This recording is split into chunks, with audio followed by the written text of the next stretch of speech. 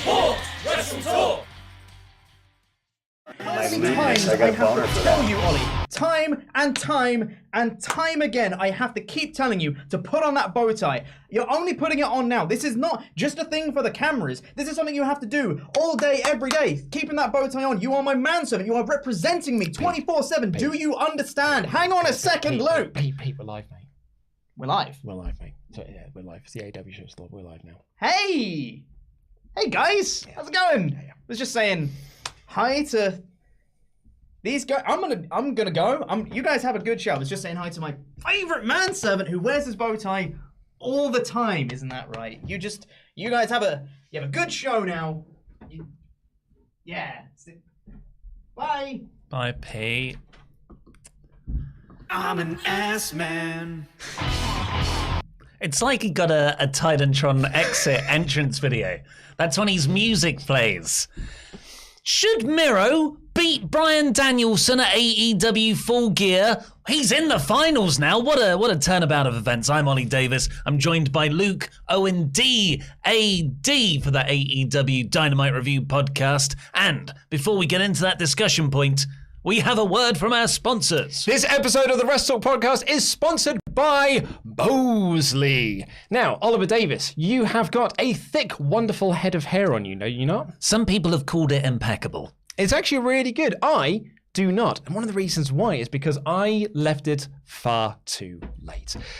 But you don't have to leave it far too late. Bosley are giving away a free information kit, a $250 card towards a procedure. They are America's #1 hair restoration experts with more than 45 years of experience and has performed over 430,000 hair restoration procedures. Millions of men and women have come to Bosley for answers for their hair loss and restoration questions. They offer permanent surgical solutions such as hair transplants and also non-surgical solutions with more than 70 locations across the US, but can also deliver solutions right to your doorstep with free in-person and video consultations.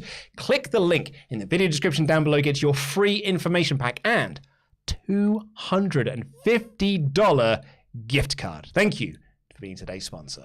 Of course, just full disclosure, they weren't the people who did my hair transplant because I'm in the UK. But a lot of people were interested, like, how do you get it done? It's nice to see it can work because, and it has, worked pretty well. Pretty good. So, yeah, go check them out. Thanks for supporting the show.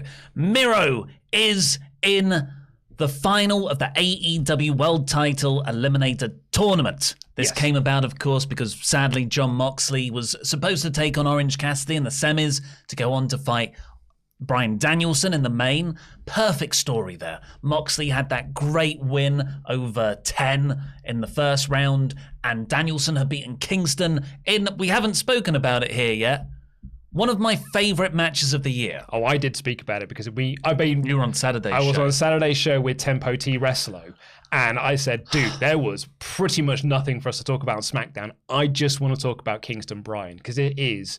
We titled it like, was it better than the Omega match? And there was actually a pretty lively debate about whether or not it was, because it's just an incredible match. Love that finish. In terms of, what moved me more emotionally, it's not even a question for me. It's Danielson versus Kingston. Oh, yeah. What a guy. What a seller. Fantastic stuff. Anyway, provides the perfect story for Moxley, Danielson. Unfortunately, but totally understandably, what a guy. He's taken the time out to go and sort his own problems. I fully expected Moxley to squash Cassidy. I thought he was going to. I think had he 2 minutes, had he not gone in for the inpatient thing, I think he would have 100% just squashed him. So we're left on this episode of Dynamite. Tony Khan has called this the toughest week of his life. I believe the second toughest. Sorry, you're right. Second toughest, of course, after Brody Lee's passing. Did you when you were thinking, who are they going to get to replace Moxley, did you ever think of Miro? So I'd heard Miro late last night. Right. So just before I was going to bed, I'd heard that the two names that it was going to possibly be was either Miro or Punk. So I went to bed thinking to myself, I hope it's Miro. As much as I love Punk, I don't want Punk's because that's not the story Punk is telling at the moment. And I would like the story that Punk is telling at the moment if he's going for the title. Like the story of Punk going for the title, I want it to be not just entered into a tournament at the last minute, you know what I mean, as a replacement. So I wanted it to be Miro. Also, I would like to see Miro get that elevation up the AEW Dark elevation, if you will, into that sort of main event scene. So I was really hoping that it was going to be Miro, and I was thrilled when they announced on the show that it is going to be Miro versus Cassidy as the main event of tonight's episode. When Miro lost the TNT title, months ago now, we were all like, oh yeah, okay, that's fine, the way he lost it, because now he can go into the main event. But that, unfortunately, wasn't part of their plans. But now it is part of their plans. And now... Plans change, brother. Yeah, card subject to. Now I'm genuinely... Like, does Miro beat Danielson? Well, yeah, because I think... I think the plan is for Danielson to win. Because I think they want to do... Was the plan. Yeah, you're right. It was the plan. Because I was about to say then, so they can do Danielson Omega 2. Unless, of course, Page wins the title, in which case you don't get to do... You'd be able to get Danielson Page instead, wouldn't you? The reaction that Miro got on this night when they announced that he was the replacement for Mox was a genuine crowd reaction of like, yes, this is the guy that we want it to be. And when Miro won in the main event, again, it was that reaction from the crowd. I was like, yes, this is what we've been wanting from Miro. Like that TNT title run is what we wanted from Miro. This performance here, now going into a main event, the main event guy we all know Miro can be. Not this bleach blonde video game guy that came in first thing where he's like, by the way, I also play Mega Drive. I'm like, no, that's not what I want. I want you kicking people in the face and being the Redeemer, Miro. So Miro versus Page is quite cool. Miro versus Omega is really cool. And I feel like this, Danielson's already a main eventer. This would establish Miro even further into that main event scene. One of the great things about AEW is I'm now at a point where I don't mind. If Miro wins, fantastic. Doesn't hurt anybody else. If Danielson wins, fantastic. Yeah. If, to be honest, if they just said on this episode, yeah, Orange Cassidy, you get to go through. You don't have to fight anyone. It's the most Orange Cassidy way to advance ever. And then the match at Full Gear is Orange Cassidy versus Bryan Danielson.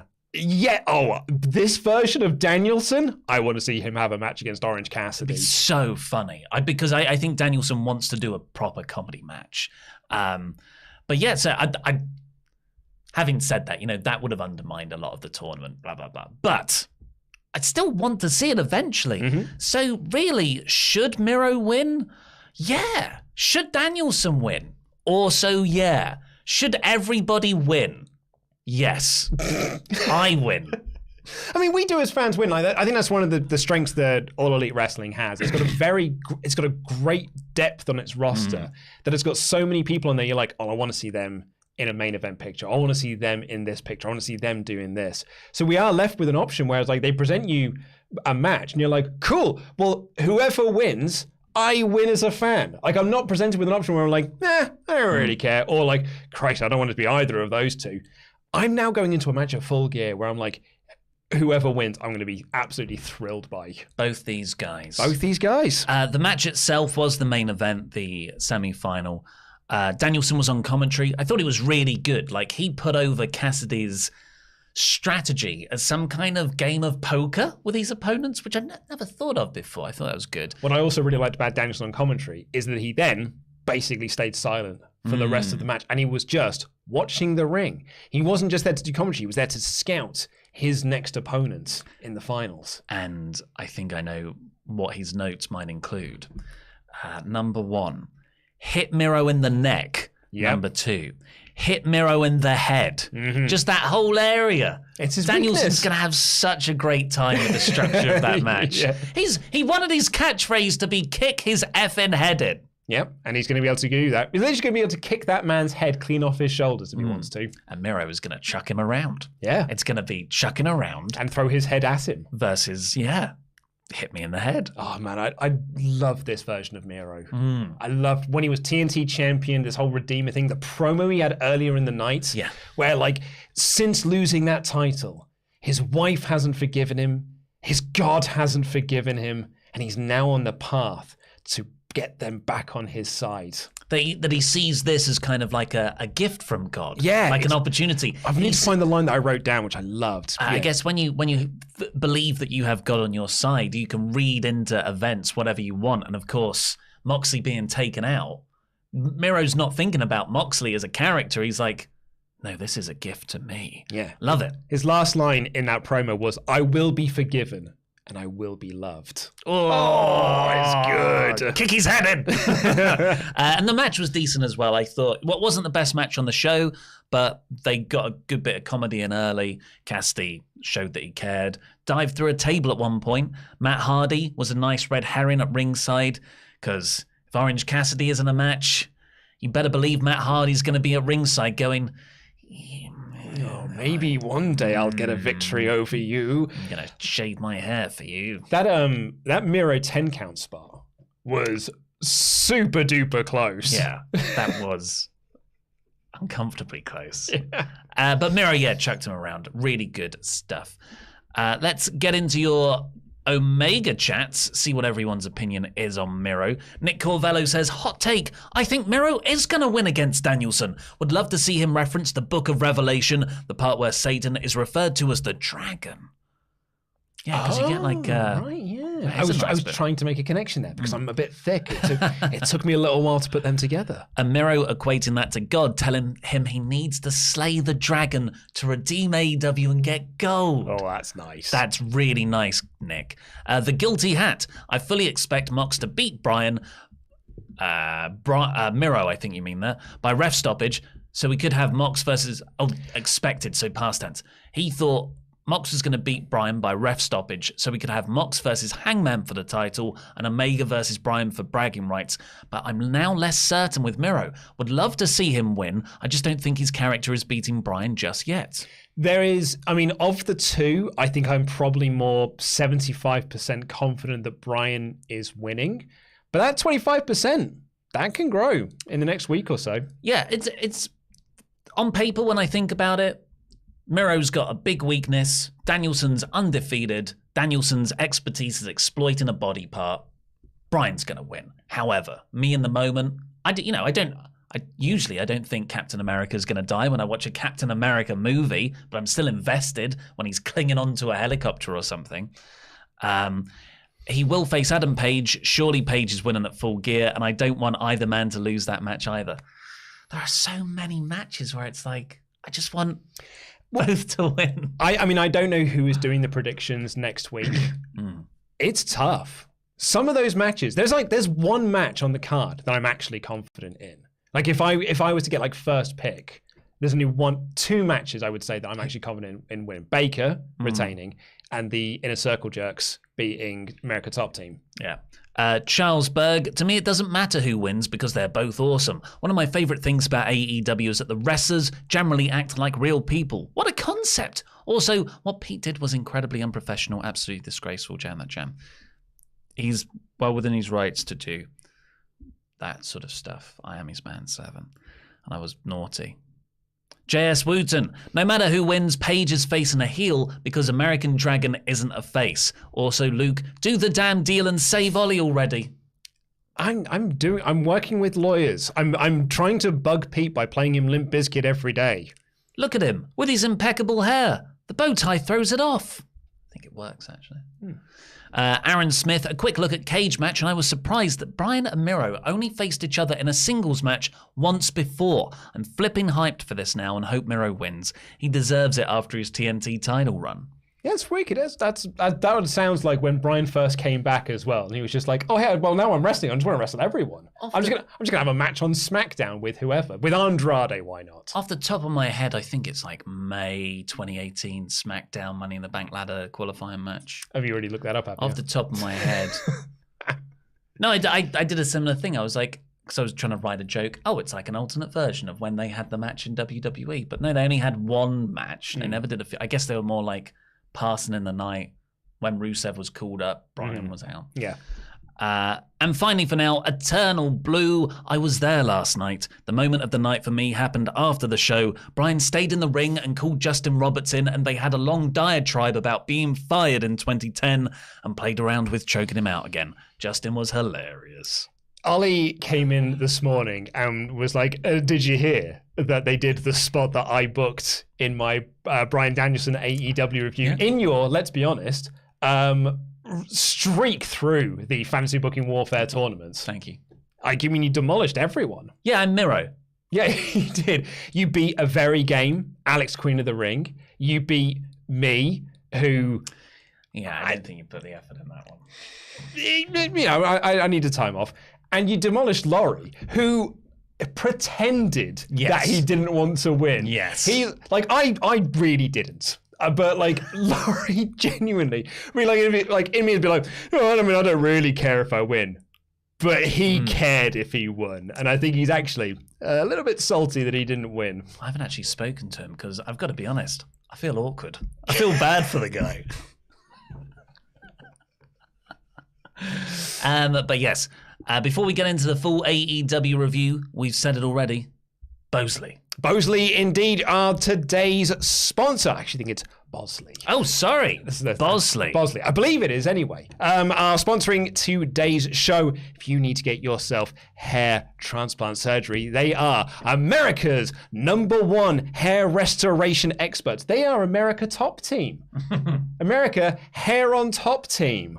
Huh? Can have that for free. 45 years experience. Click the link in the video description down below. Get yourself a free information pack, $250 gift card. Yeah, so many people have asked me in the comments, where did you get it done? How was it? How long does it take to recover, etc.? How much does it cost? I just went to a place down the road in London.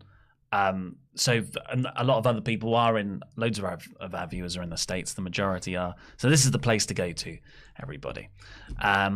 Right, this review of AEW Dynamite. Keep getting your Omegachats into WrestleTalk.com/support. We'll read out every single one over $5. Opened with Kenny Omega versus Alan Angels. I mean, this match was booked to annoy Jim Cornette, basically. Yeah. Because, hey, do you remember back in May last year when that match with Alan Angels ruined Kenny Omega's career and killed AEW dead? God, I remember that because he kicked out of the V-trigger.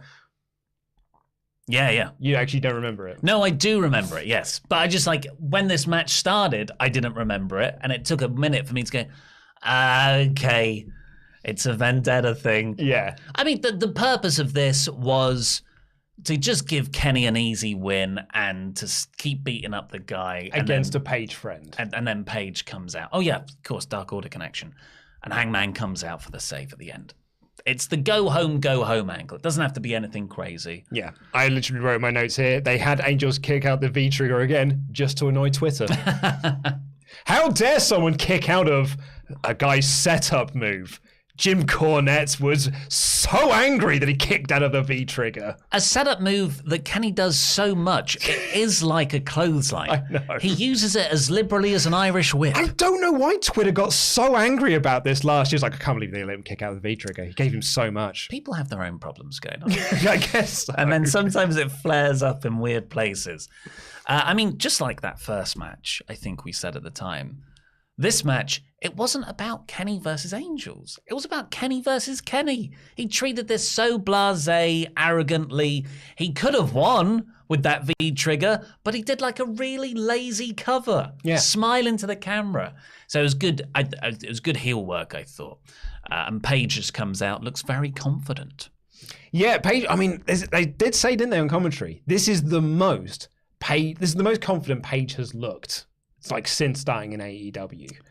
And I really like that. Well, you add on the Hangman push scale. You think him being confident means he's going to lose? Maybe he's too confident now. He's too confident now. I still don't know.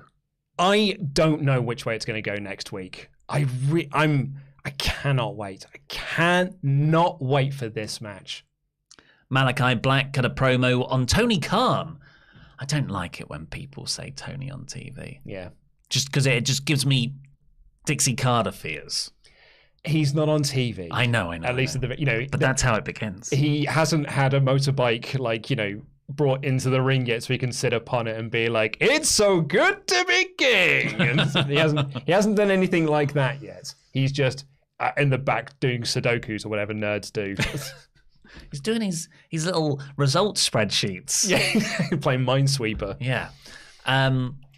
So yeah, Malakai Black said Tony Khan's banned him from ringside, but in a fantastic line, I thought, for the Andrade Cody match, Julius Caesar wasn't just stabbed by one knife. Yeah. There's quite a few guys. Exactly. A bunch of guys went at him. Also, Tony, it's Andrade. Andrade's whole deal is that he's just like, I've got friends around the world and I'm paying people to like interfere. Oh, you banned Malakai Black. There's a whole locker room of heels that I can pay off to do other things. I got FTR, the AAA Tag Team titles. Banned them from ringside as well, Tony, you big idiot. CM Punk came down next for a promo, which I thought was excellent. He addressed both his own wrestling feud and the situation of Jon Moxley perfectly. I can't think of a better way to do all this in one sincere go. Yeah, it was a really, really nice promo. One of the things that has warmed my heart over the last 24 hours since the news of Moxley is that wrestling is now in a position where we're able to talk about mental health and well-being and addictions and this and the other on national TV. Punk came out and he cut a sincere promo about this. 20 years ago, never would have happened. 10 years ago, 5 years ago, wouldn't have happened. We're now in a much nicer place where we can come out and be like, we're flawed individuals, but we're doing what we can to be better. And so it was really nice. And then because he's that good, segueing that into continuing his feud with Eddie Kingston. It's really, really good.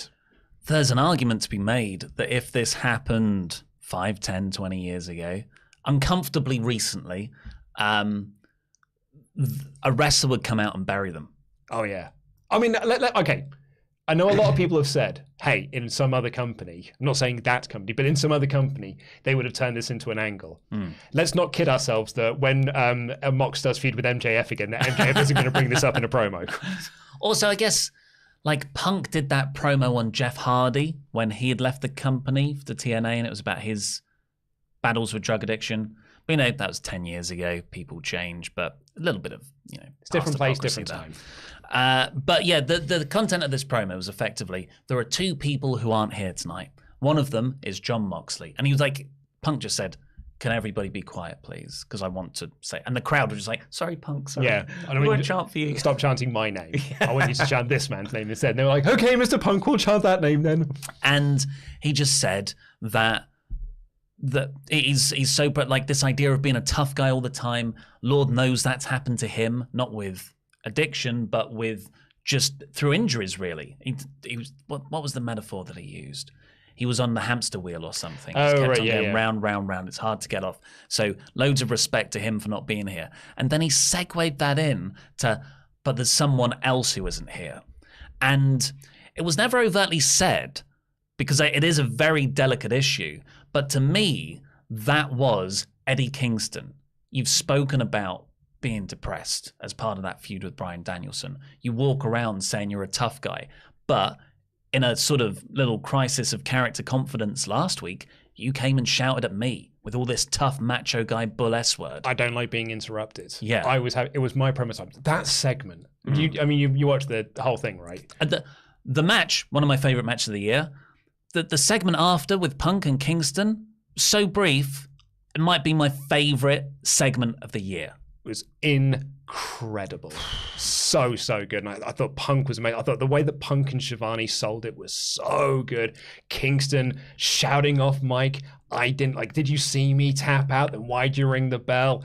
All this sort of beautiful, beautiful stuff. And, the end of this, Punk was like, he's not here. I'd love to fight him, but he's not here. The crowd started chanting Full Gear. I say the crowd. A portion of the crowd started chanting Full Gear. And Punk was like, hey, maybe at Full Gear. But we're going to go to St. Louis first, which is this Friday on Rampage. He's like, and I'd like to have a chat with him there. We're going to get on Friday. Oh my God. A CM Punk Eddie Kingston promo segment. Be in a wedding.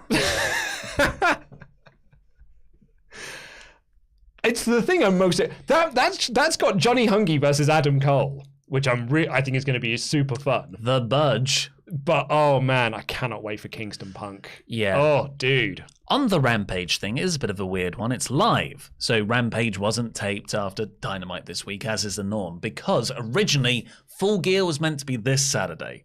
So Rampage was going to be like the live hot go-home show. Full Gear's the next night. Or was it Sunday? Can't remember. But it was this weekend. But that was going up against this huge UFC card and I think something else, maybe a boxing match. So yeah, they've moved it. So that you've got this weirdly live Rampage. Yeah. Robert Aquatic here has suggested that you cancel the wedding. It's not my wedding. Well, yeah, well then, can't get them to move it. Hey, they moved Full Gear. Yeah, so, well, they moved it twice already because of the pandemic. What's one more? What's one more? Third time's a charm. I'll just be in the ceremony with my phone, watching it.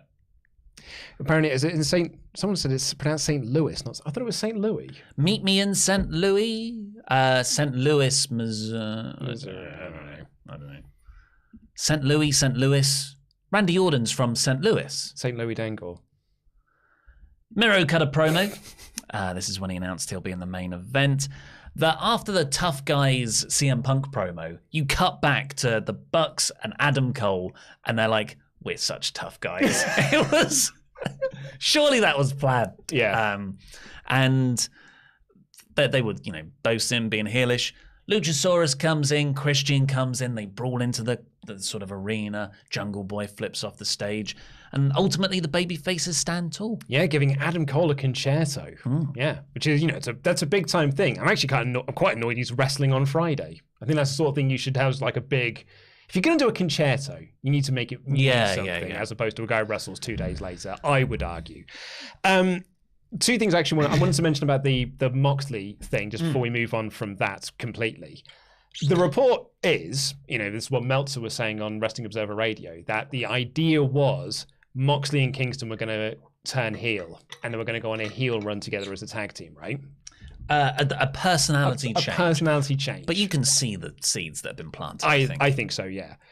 There's no way no one's going to boo Moxley when he comes back. So what do you make of that first off? I think the idea of a heel turn would be fantastic for those two. But yeah, I don't think it's going to work now. You just have to, like they've changed course here, you're going to have to change course again. Agreed. But the other thing I wanted to talk about is the report that a sudden Kyle O'Reilly's contract also expires in December, which means that the original lineup of the Undisputed Era could make their way to AEW. Bobby Fish is already there. Adam Cole's obviously there. Kyle O'Reilly comes in, which means you could set up the Elite versus the Undisputed Era. I mean, there's the seeds are there also for the Cole heel, not heel turn, whatever it is. But I always saw that as Cole breaking Omega away from the Bucks. But yeah, now we know O'Reilly's contract is coming due.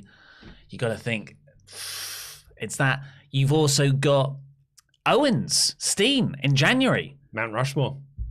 And to be honest, I can't speak for the man. I don't know what his situation is. But if I'm Kyle O'Reilly, I'm looking at the scenario that I'm currently in, where I was a lumberjack last week on Halloween Havoc. So unnoticeable as a lumberjack, I didn't even spot that he was there. I don't think I'd be re-signing. You got to get out of there. Yeah. We had 2 video packages on the sort of TBS title matches. One for Statlander, Ruby Soho here, which is on Friday, I think. Yes, it is. Yeah. Then we got FTR versus Aerostar and Samurai Del Sol, who you might recognize as Kalisto from WWE. He's still doing his lucha thing. Lucha forever. FTR, this was okay. I didn't love this match. I like the idea of FTR in AAA. And FTR is the AAA tag team champions because they're so un-AAA. Yeah. And it should be brilliant, right? Like them They're facing not off. lucha. Like then they are not lucha. They are not flips. They are just fists. It writes itself. This match was fine. Yeah. I said in my review, like, what sadist looked at FTR and was like, you'll love it in Mexico, guys. We're going to give you an extended rundown there. But I think, that they probably want to experience that for themselves. So I think they're into it. I'm I noticed on their gear they had the US flag. And you got to think that's in your face. We are the foreign heels in Mexico. I hope when they're there, because I think they're doing tapings this week, they refuse lucha rules. Yeah. So in lucha rules, as soon as you get out the ring, that's a tag. All their matches, they should be like, we're the champions on our terms. Where are the tag ropes? Tags, yeah. Give me them tag ropes. Did you see Danhausen, though, like before he got injured and stuff, he didn't have any tag ropes at the show that he was doing. So he grabbed a streamer that someone had thrown in off the floor and was just holding onto it to be the tag ropes. Nice. And FTR thought it was very funny. Very good. Apparently as well, I don't think it is Statlander Soho this Friday. I think it's Red Velvet and the Bunny. Okay, one of the two. It's one of the two. FTR won. Cash Wheeler held onto the ropes with a roll-up. Darby was in the crowd watching this match. Yeah, I wonder why he was there. Why is he there? Why was he there? I think just to set him up for later. Nyla Rose and Vicky Guerrero got in Shida's face when she was getting her 50th plaque. I think that was filmed last week. But It was, yeah. Yeah. Then we got my favourite segment on the show. Yours too? It was my favourite Oh, segment it was as well. perfectly laid out. Here's all you need to know. In a circle, get to choose the lineup of American Top Team. Ethan Page, Scorpio Sky, they're already a part of it. And they go through, like Jake Hager's like, I want Junior Dos Santos. Santana's called out, I've just written 2 question marks. I've done the same thing. I've written here. They pick Junior Dos Santos. They pick another guy. His name begins with A. I'm not going to try and pronounce it. I know 3 names from America Top Team that aren't Men of the Year. And that is Junior Dos Santos, because he's already had a match. I know Paige Van Sant. It's coming. And Jorge Masvidal. Those are the only 3 names that I know. But then Dan Lambert's like... Andrei Arlovsky. There you go. Dan Lambert's like, well, Paige's boyfriend also wants to fight you. Can't remember his name either. And Paige grabs the microphone and says, I don't need a man to talk for me. Like, cuts this great I'll promo. take all 5 of you on. And then the crowd, like, everyone's like... Jericho grabs the mic, like, you're going to take all 5 of us on, are you? And the crowd reacts to it being like, I mean, the joke writes itself. I don't need to add anything. But he did. There's content for your OnlyFans page. And the crowd went, oh! It was great. But the key to this, what we kind of skipped over, is right at the start, Dan Lambert is cutting his promo. He says, I founded America Top Team. I'm the #1 member of America Top Team. Let's not forget this. Because he was demanding respect from Jericho. He was demanding respect. And then he introduced the rest of them. So when Jericho's like, I could pick whatever that lad's name is. Jericho had no idea who any of these chaps were, by the way. So he's like us. He's like, don't know who you are, I could pick Paige Van Sant. But why not pick America Top Team's first entrant, like the #1 pick? And Dan picks up and he's like, no, hang on, no, not me. And he picks Dan Lambert for the team. Everyone's reaction to this, particularly Sky and Paige, and Lambert was just so great. Lambert did. Should I do this? He did the spoil, but it was this. No! And it's so cathartic to watch because he portrays this character who is saying that stuff about us, about AEW fans. You're snowflakes. You just go along. You ride in your basement, and he is. It works so well because he, as a character, is that stuff. That's why his promos have been so great. It was Dan Lambert is one of my favorite things in wrestling, and this was perfect. And God, well, heels are a complex thing when you're older because you end up liking them, like really liking them, and you want them to win. It's very rare for me to want a babyface to beat up a heel I really like. I want to see Lambert's ass get kicked. Yeah, and like this is, we're going to be carrying on from this because the name Jorge Masvidal is still out there, and he's the one who they've been putting over as like the #1 pick of this team, like the big guy. Jericho Masvidal surely is like the direction for this, for either a big episode of Dynamite, maybe like the first episode of the year. Big match, or actually maybe for a Revolution next year. But I'm super excited to see, because I reckon the finish of the match will be Jericho tapping out Lambert in the walls. Or he's just about to get his hands on him, other people But like, I'm very confident that Inner Circle Jerks are winning here because they've lost every single time they faced off against them, with the exception of, I think, Sammy beating Ethan Page. After that, we got Dante Martin with Lio Rush, and Matt Seidel's backstage with him. He says, well, I've got Lee Moriarty under my tutelage now. Love that. So, Matt's brother's injured, Dante's brother's injured, and they put them with other guys. And they'll have, presumably, an insane tag match. I think that was for Rampage on Friday. Oh, yeah. Jamie Hayter taking on Anna Jay in the first round of the TBS tournament. Uh-oh, sounds like someone didn't like this match. I didn't. No, it wasn't very good. And Britt Baker and Rebel were outside. Of course, they interfered to cost Anna Jay the win. Ty Conti made the save. She got beaten up. Thunder Rosa made the save. So in-ring wise, it was fine, bordering on sloppy, which is not something I usually notice. So it has to be pretty bad for me to like go. But just from a booking perspective, why isn't Ty Conti out there? Great question. I follow up. Why, of all the people they had out there, is Thunder Rosa the one that's standing tall when she's not the one who's challenging for the belt at the pay-per-view? She's challenging. She's got Hayter in the next round, but like Ty Conti, the challenger for the women's title, was out there and she got her ass kicked. Yeah. And Thunder Rosa was the one who made the save. Thunder Rosa was the only one who felt like the star of that group. And I'm like, well, you're not on the pay-per-view. Ty Conti is. So like, surely you'd have booked it the other way round. Thunder Rosa runs down to beat up on Jamie Hayter because they're facing off the and then Ty Conti, the number one contender for the belt, comes down and she's the one who stands tall and pointing at Baker. But it was Rosa who was doing this at the end. Yeah. It was badly booked, I think. Yeah, it really was. And it just comes back to the thing we keep on harping on about. You don't see this kind of sloppiness booking-wise in the men's division, and you've got your female stars there. Shida, Deeb, Baker, Rosa, Soho, Statlander. Focus on them. I know you've got a TBS tournament, but I just feel like it's getting in the way of a really concise, great division. Yeah. This didn't work for me. No. Jade Cargill got a promo on the TBS tournament. Did she say when she wins it, she's going to rename it? That Bitch Show. That was good. Yeah. Which I believe is actually what the Big Show was going to be called originally. The Bitch Show. The Bitch Show. But then, arguably the second greatest thing on this episode, MJF comes out, cuts this searing promo on Darby Allin, calls him an incel. He's called him a school shooter in the past. Like, he's really going close to the bone there. But then he brought it back to wrestling.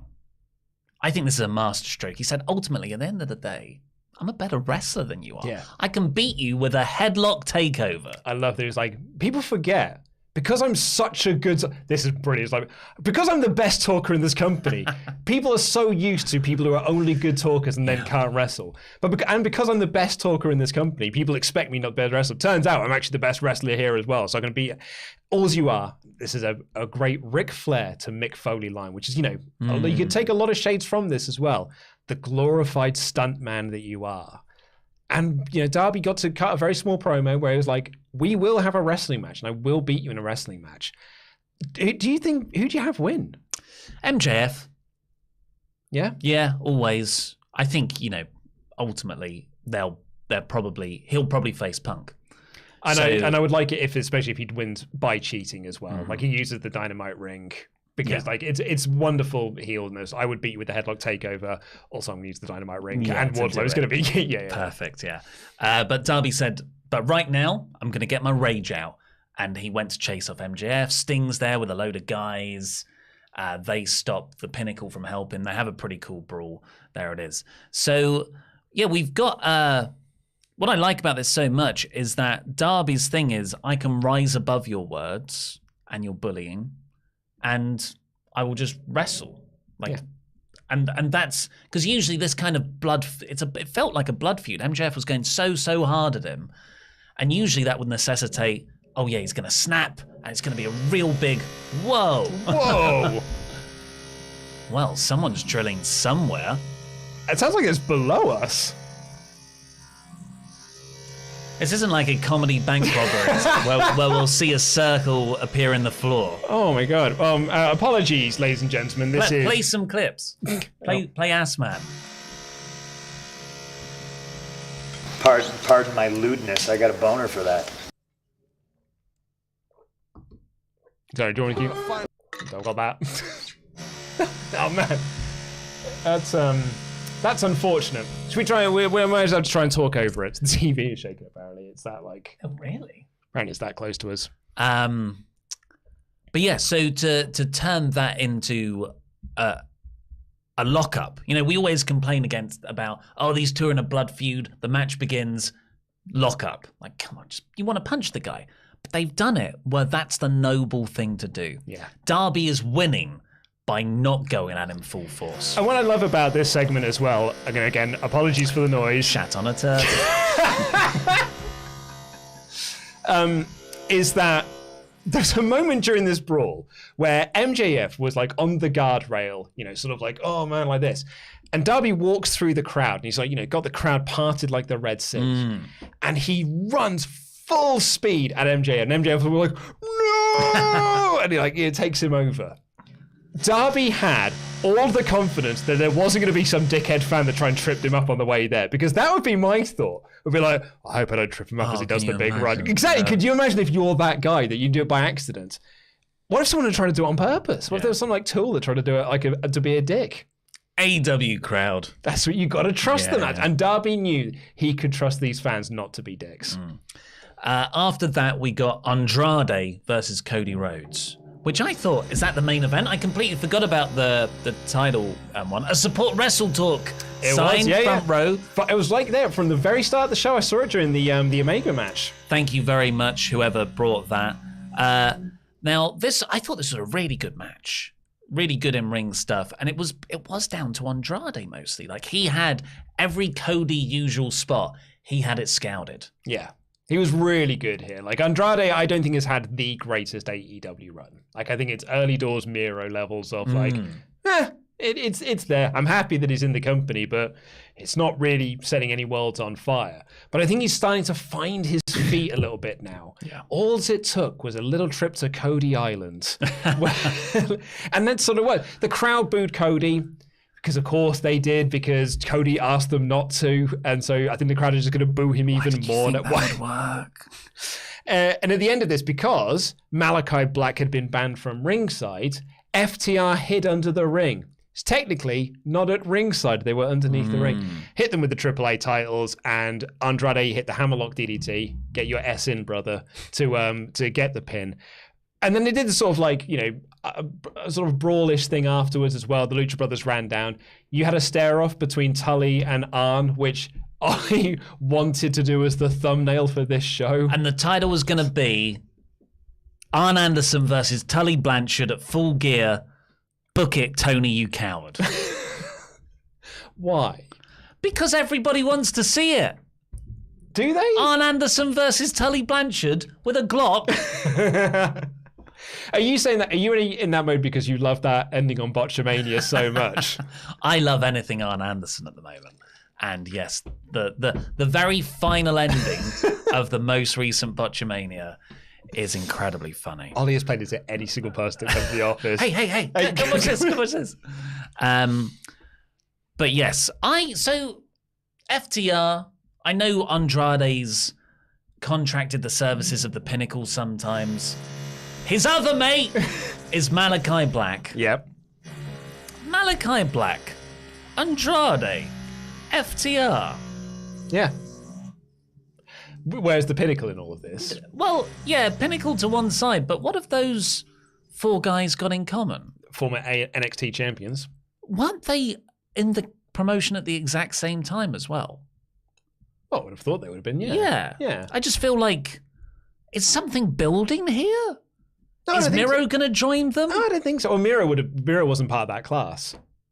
He was much further. Yeah. No, I think it's coincidence more than anything. Okay. Thought they could have leaned into it. But it's just so weird that Malakai Black and Andrade are mates. There'd be so many people to be like, they can't do anything without WWE. Fair. And then the final segment, of course, Cody lost that one. that we're going to talk about was Jon Silver coming out saying he's going to beat up the Budge on Friday. And it made no sense to a lot of people, I imagine, but I found it funny. If you're watching BTE, I guess it's probably loads of sense. I only reckon it's something on that, or maybe it's something on a Twitch stream or something. Oh, you don't know what it is? No. Oh my God, it's so funny. Okay. Yeah, so the Dark Order, they try and recruit everybody, and Jon Silver and, oh my God, what's his name? Reynolds. Alex Reynolds, go to recruit Adam Cole. And Jon Silver's just going on one of his comedy rants, and he's like, the problem is, like, if you joined us, we've already got an Adam in the group, so we'd need to change your name. I was thinking, and he just goes through all these stupid names, and he's like, the Budge, and he's like, and we can cut your hair as well because Hangman's got long hair. So it's all a joke. Joke about WWE. They were going to cut his hair and rename him. Yeah. So that's it. But yeah, I don't think they should have done this promo without some on Dynamite setup. It's AEW's problem they've had since day one is that despite the fact they've got hard evidence to show this isn't the case, they think everyone who watches Dynamite watches everything that gets put out. Like, I imagine if you ask someone, they'd be like, oh yeah, no, everyone who watches Dynamite watches Sammy Guevara's blog. Everyone watches BT, but like, there's like hard numbers to show that's not the case. So then you have segments like this. Love Jon Silver. And a Scooby-Doo what he was talking about. So in fact, he's facing Adam Cole. And I just wrote in my notes, must be a BTE thing. I haven't seen it in months. Yeah, definitely make references, like subtle references to the wider universe that make those, people who view that stuff, it rewards them. But I'd never just behave like your main show's viewership know all that stuff. I think it's quite self-indulgent. Yeah. And will work against Jon Silver trying to get over. Well, I thought Budge was his name. When the way he was cutting the promo, I thought it was him. And actually something like it's a reference to budget cuts as well, which I also didn't pick up on. So like I thought his name, he was calling himself the Budge. It's a good name. This didn't work for me because there's no context. You're asking your audience to watch everything and then not, but then they'll almost be like, well, why aren't you watching everything? Me and Tempest reckon Adam Cole's name should just be The Boom. Oh yeah, I heard. Overall, I gave it 4 out of 5 because it's AEW. So, do you know what's funny actually? So I put this up on the community poll, and they, don't look. I mean, you've already seen the result, but when we do Raw, everyone says like solid episode of Raw, 3 out of 5. Everyone says the same thing about Dynamite. I was like, solid episode of Dynamite, 4 out of 5. And that's what we got again. 55% gave this 4 out of 5. 25% said it was a 5 out of 5 show. 80% gave it 4 or above. Wow. Yeah. 15% said it was 3 out of 5. So your 95% and above is for 3 to 5 out of 5. People very much enjoyed this episode. Solid episode of Dynamite, this. Well, before we get into all your wonderful Omegachats, let's thank even better than all of you, our Patreons. Yes. Our Pledgehammers on Patreon. If you go over to if you go over to patreon.com/WrestleTalk, you too can get a shout out on this very show. Like the Findicator, Finn Brennan. Yeah.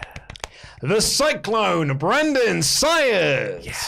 Thanks, Brandon. The British Bulldog, Philip Boy J. Smith Jr. I think actually I'll be able to play the music now. Oh. Because I've got a little thing here. I mean, I can do this, put up Riker. I'll be able to play music for him in the future. Let me play with it. No. Fantastic, where are we? Fantastic Mr. Good Old Fox. He's a sexy man. Not an Andrew Gross man. Yeah. He's no jackass, Dano. Yeah. The roller coaster, Robert Acosta. Yeah. Will always mark out for Oli Landrum. Yeah. WrestleTalk's personal ring announcer, Rodrigo Benitez. The Vision, Adonis. Yeah. Ryan B. Bad. And finally, for this Hall of Fame class on the 4th of November 2021, Chris, the Cypriot Sensation Petru. Wonderful. Let's get into your Omegachats. Perseus M. As much as we can hate on Gamer Miro, only a true gamer could come up with the Twisted Templar challenging his own god. Really? I think loads of people could come up with this narrative. Well, you know, do you. Van Twinblade. Only someone who has played Streets of Rage 4 in its hardest setting could come up with this. Van Twinblade. I'm going to Friday's show in St. Louis. Eddie versus Punk is going to be awesome. Sure is. David Johnson. Respect for CM Punk for not putting himself in the tournament and making the crowd chant for Jon Moxley. He has a great balance of being a main event wrestler and putting the other talent over, and he looks like he's having fun doing it. So this is one bit we didn't mention, actually. Punk said that he wanted to be in the Eliminator tournament, but he said he can't because he wants to finish this with Kingston. So he told the crowd, so boo Kingston. Yeah. That's a heel turn coming. Yeah. When Punk tells the crowd to do, it's not like Cody. Please, can you boo my opponent? Yeah, please boo though. Please cheer for me. It'd be ever so kind if you could just cheer for little old Cody. Don't you forget that the reason you're in them seats is because of me. Don't you forget that. Hey, you, take my shoes, please. Please have my shoes. Just give me a little cheer. Just a crumb of a cheer is all I'm after. Nick Corvello. Hey guys, just got up, actually, and you're still live. Yeah, there's a time difference thing this week. Post the videos earlier, Ollie. So one or two more Omegachats before I head to work. I'm still kind of irked by Punk's promo, practically insulting Kingston for lacking work ethic and using his statement on Moxley to lead to that. So I'm actually hoping in the Punk Kingston segment on Rampage, Kingston calls out Punk for burning every bridge after retiring from wrestling and stabbing Colt in the back and scoff at Punk talking about loyalty and dedication. Would be a mic drop. I mean, if there's one person who would bring up the Colt stuff, it'd be either Kingston or MJF. I don't think they'll touch it with the barge pole. It's a bit of an elephant in the room, isn't it? A budge pole. Budge pole. Nick Corvello again. Paige Van Zandt is a great promo. Between that, her look, and her experience, AEW need to sign her and develop her. Women's division would benefit. She's great. Yeah, she's a hell of a promo. She's got a good charisma about her. The legit underboss, Daniel Lambert, having a breakdown, screaming, "My face isn't that fat," popped me so hard. I don't know why people don't like Dan Lambert. I know. There are some of it I get. There are people who are worked by Dan Lambert. But there are other people just like apparently SRS thought that the segment was really juvenile. Like, yeah, that's sort of the point, though. Like, it's supposed to be juvenile. I imagine it's because SRS likes MMA fighting, so we want them to all be taken seriously. Yes, potentially, yeah. But the whole feud has been juvenile and silly. I love it. Nick Corvello, why the hell, whenever Sheeta is getting an accolade celebration like her 1-year title reign or a 50th win, does she get interrupted? Oh, well, preface that, Nick. Everyone gets interrupted on Dynamite. Unless you're CM Punk, everyone gets interrupted. Can't she just get one night where she can enjoy an award? At least her booking is better, so I haven't had to complain. Lakshanam Narisham B. Solid episode today, like the opening match in the MJF segment. Great promo from Punk. Also like the Conchair Boom segment. Miro is back. Yay! The FTR match was meh. Good match aside, Cody's babyface pop was great for the one day it lasted. I mean, he was still getting booed a lot. But he had that one babyface moment on Rampage. He did. Aaron Smith. I was thinking at Revolution, the Elites lose an 8-man tag with Kenny getting pinned. Post-match, lights go down. When they come back up, Kevin Steen is in the middle of the ring staring down Kenny. Triple super kick to Omega by Cold Young Bucks. And Mount Rushmore of Wrestling are reunited again. I don't want so close to the Adam Cole debut. I don't think anyone should debut as part of that faction, actually. Yeah. I think singles debuts now. Alpaca Nation 87. Good golly. Sure can't wait to see Bryan and Miro beat the holy hell out of each other. Loving the more and more pissed off Punk is getting. Lastly, so is Andrade in the House of Black, or is it just a mutual hate for Homelander? I mean, Cody. I think it's Andrade's paying him, right? They've just said they're mates. Yeah. Andrade's definitely paying FTR. I love everybody involved, but I don't think the relationships are clearly defined enough for... In a Cody feud? Are you sure? Cody's like, well, I've got my stuff down. Everybody work around me. I mean, you are all heels. Ergo, you come against big babyface Cody Rhodes. Look, I've drawn a smiley face next to my name. Yeah. They're going to cheer me. And there's a couple of angry faces next to yours. It all adds up if you ask me. Will Campbell, hey guys, loved the show last night. Punk's promo was powerful. Darby kicked MJF's ass. Jericho calling out Lambert was hilarious. Also, am I mistaken? Did FTR come out to the Midnight Express theme? Because I know JR mentioned Giorgio Moroder. Yes, they did. It was a remixed version of that. Yeah, well, they've been doing that for a while now. Ket, Hangman Page is so hot at the moment. He's just great. He's got apologies. Who's messaging me on Discord? No, I'm live. He's just so great. He's got to win at Full Gear. I can't see a future where they prolong this further without the heat dying off. Heat died off over the last 2 months. They brought it back. You can just ignite it again. I think lose. Do you know who it was that messaged me? That's him. Pete. What's he saying? It's just messaging me the script I've got to record later. I've got my bow tie on still. 69 Intangible Sadie Deegan. Hey guys, does Pete need a nap? He's not a little cranky boy. He's just had 2 weeks off. Happy to see Miro in the world title convo, but RIP to the Fruit Man. Self-confident Hangman is the best. I screamed, hold it tight. You've got 10 days. Luke DAD. Made Ollie's pretty titties. And love y'all. Don't objectify me. The ad nap too. Did they ever pay off Billy Gunn attacking Paul White? I think probably on Dark, right? You've got to pay off Chekhov's Gun Club. It's pretty good. Kevin, every time someone does a huge run in the crowd like Darby did, my mind always goes to, imagine if there's one son of a bitch that trips him up and the spot is ruined. Thank God for these crowds not being a-holes. Also, Miro as the first challenger for Hangman Page. Yes, please. Nate S. I was thinking that Mox may come back and use his absence for a promo against Punk, especially since Punk and Eddie are getting into it. Like Mox saying to Punk, we're not friends. You don't need to speak about me or fight my battles. Not sure how I'd feel about it. Brian Moore, I need Hangman Page video package with the Johnny Cash I Won't Back Down. I'm way more excited for John Silver versus Budge than I should be. And I know you guys think that Pete looks like Silver, but I see Pete more like a happier Only Lorcan. He definitely looks like John Silver, though. I would, for Johnny Cash songs, then I see a darkness, and then I see a darkness, but I know that I still love you. I just think, like, surely The Undertaker has got, like, the monopoly on using Johnny Cash songs for video packages now. Yeah. Ain't no grave, roll that body down. Legit Underboss, Matt Taven and Mike Bennett versus the Young Bucks versus Red Dragon in a custody of Adam Cole ladder match. What have I become? My Swedish friend. My wife can't listen to that song anymore. It's too sad. We went for our life insurance meeting before we bought our house. It was very sad because it's basically just sit there and you just talk about, so here's what happens if you die, or if one of you dies and this and the other. You just talk about like your partner, the love of your life dying for a couple of hours. Then we got to the guy, that was the first song that came onto the playlist. My wife just burst into tears. She's like, well, now I can't ever listen to this song again because it's connected to this meeting. Kid Phantom V3. With Kevin Owens, Steen, Kyle O'Reilly, and ROH of Matt Taven and Mike Bennett, all of Adam Cole's faction boyfriends are going to be with him in one place. We were talking about this on the Friday show. Me, SB3, and Chris Van Lee. Sort of fantasy booking. Yeah. All of Adam Cole's boyfriends fighting for his affections.